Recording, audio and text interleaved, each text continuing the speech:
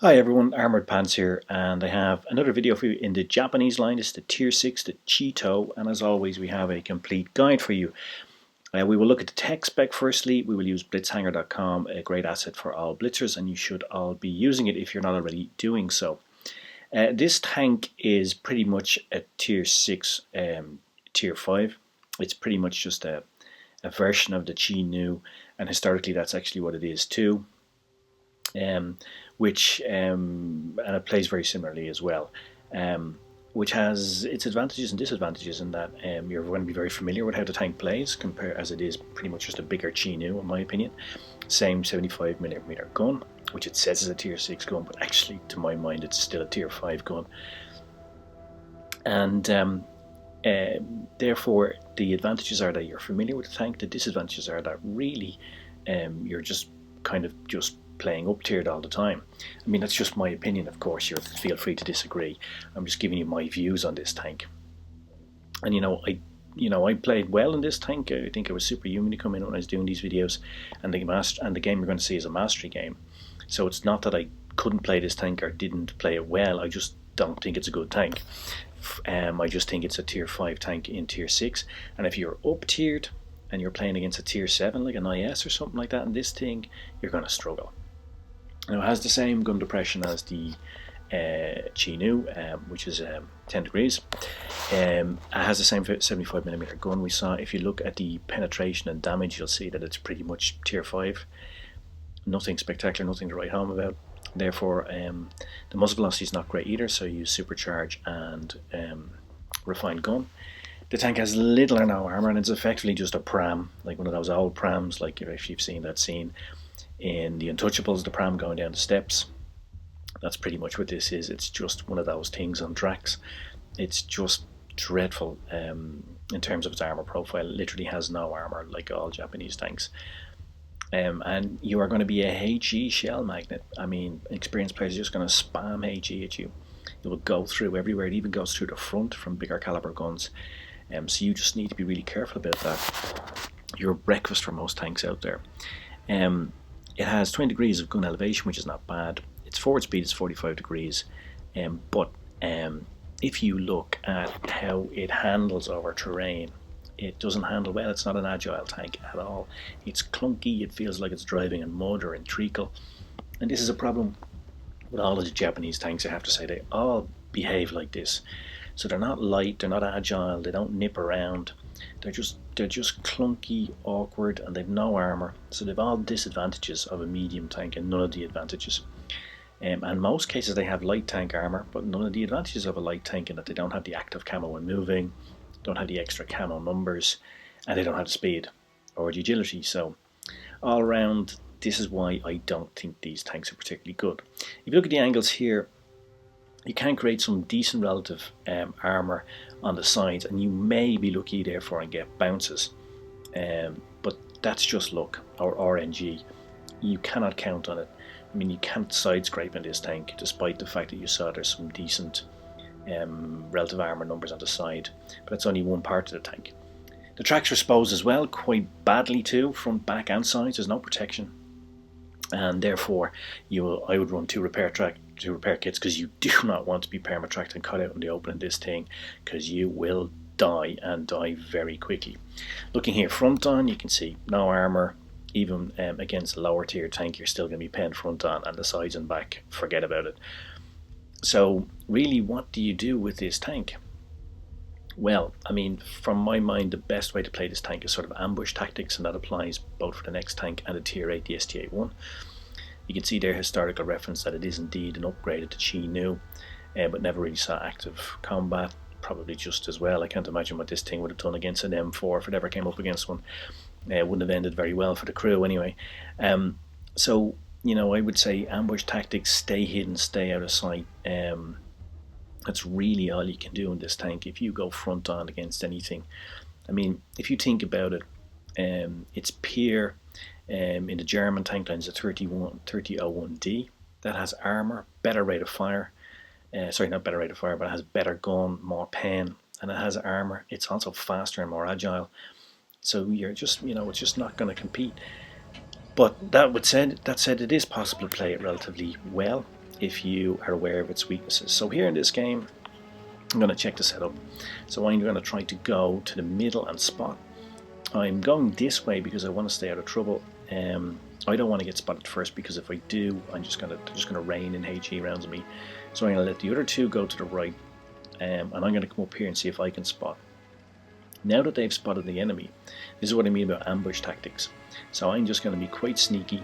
See what I mean about the tank not being agile? I mean, this is a medium tank. Look at it trying to get up that hill. I mean, it's going up that hill like a heavy tank. I mean, it's just a dog in handling. Anyway, so this is what I said about ambush tactics. I'm trying to catch the reds before they get into position, trying to ambush them. This poor guy here, I don't know if he has lag or whatever, or he just gets himself into all sorts of a pickle here. I would have put a couple of rounds in here. You can see him using the gun depression to fire over the hill. And the gun, you know, that 75mm gun, it is pretty accurate and pretty reliable.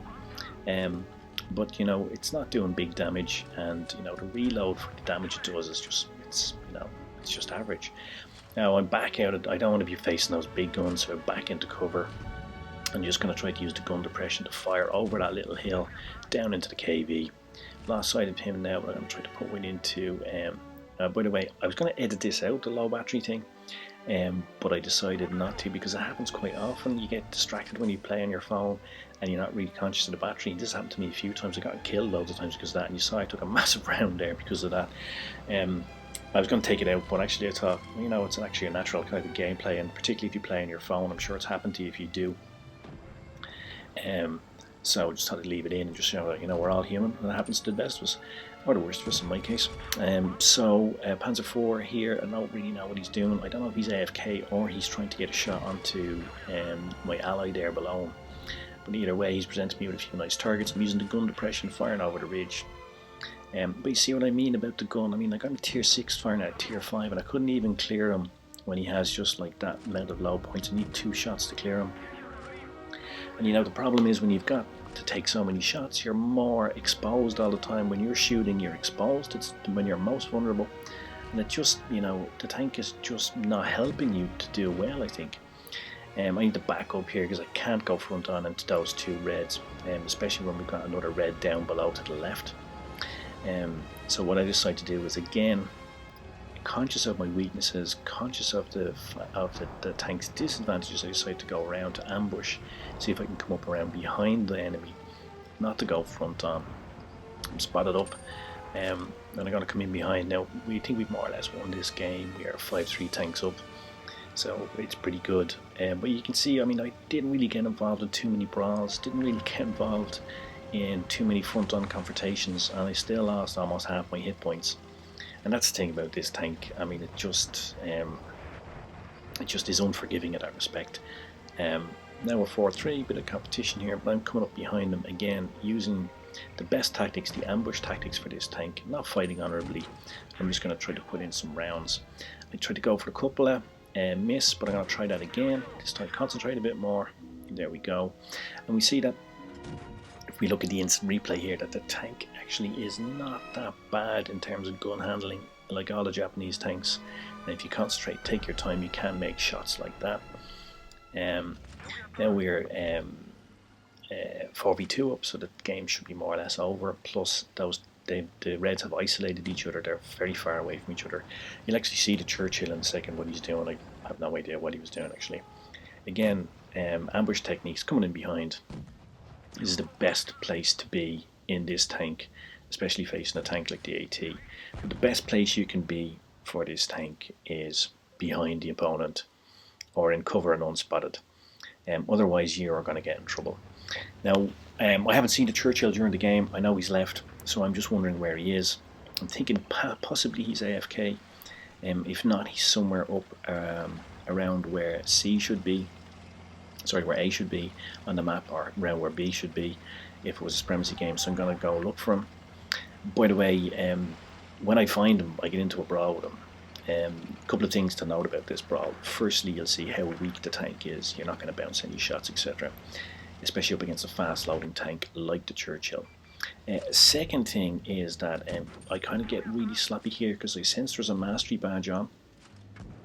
So what I decided to do, and I wanted to stop playing this tank, so I wanted to get the mastery badge if I could. So what I decided to do was I wanted to get the kill before my allies came along, and I get a bit sloppy here, and I actually give away a lot of hit points, as you can see, and I almost get myself killed. So that's just I don't know what I was thinking there when I rammed them. That was just the most stupid thing ever.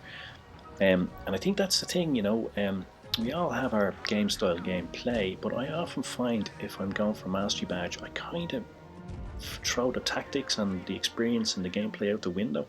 And you saw there I almost got myself killed searching for that mastery badge. So don't do what I did there. Try to do what I'm saying and try to concentrate and keep your gameplay going, and don't be silly like I was there chasing a mastery badge. I could have got myself killed. In the end I was a bit lucky, did over 2.8k damage, got the mastery badge. But it's interesting, I've noticed that before when I sense there's a mastery badge, and if I'm aware of it I often change my gameplay and sometimes make terrible stupid mistakes as I did there. Anyway, got the high caliber, got the scout badge, which I was quite happy with. In a medium tank, if you get a scout badge, I believe it's even more important than a mastery badge. A scout badge or Confederate badge shows, or patrol duty shows in a medium tank that you're really doing your job well. I think that game showed the best way to play that tank, trying to stay out of trouble. Of course, you can't always stay out of trouble. Leaving aside the brawl at the end, the Churchill, where I kind of threw away my own tactics. You saw that what I did was I actually kind of tried to stay out of trouble, use the tank's accurate gun, although it has low alpha, to do damage from distance, using the muzzle velocity, etc., and trying to do ambush tactics. Now, to recap, I believe this is a below average tier 6 tank. I mean, its peers are much better than it. It has an average gun, it's accurate and reliable, but really average alpha rolls and low pen, which is a problem, especially if you're up tiered. Therefore, use supercharge and refined gun. Especially as if you're doing ambush tactics, you want to stay unseen, you're going to be firing from distance, so you need to get that pen up. The 75mm gun, to my mind, is a tier 5 gun. It says it's a tier 6, but really it's a tier 5 gun, and you're going to need promo, especially if you're up tiered. The armour is 0, and HE rounds are going to be raining down on you like hell fury. So just be aware of that. Stay out of trouble, because you can take very little damage. And if you're up tiered, and there's an SU-152 or something like that, he can one-shot you with a HE round. It has average medium tank speed, 45 kilometers an hour, but it handles really poorly. You saw in the game me trying to get up that hill. It's awful. Use the gun depression if you can, as I did on the bridge, and also firing down into the KV, and just show your turret. It will still be penned by a lot of things, but it's a small target. It makes it much more difficult for the enemy to hit you. But trying to do that if possible. That at least will give you some sort of an advantage and a disadvantage to the enemy. Not much, of course, because you can be HE'd even into the turret, but do what you can. And next up is the Chi-Ri, but there's no hurry. Take your time, because that tank is even worse than this. And isn't that something to look forward to? I wish I had better news for you, but unfortunately that Chi-Ri is possibly the worst tank in the Japanese line. It is a total dirt box. But nonetheless, it needs to be played if you want to go up the Japanese line.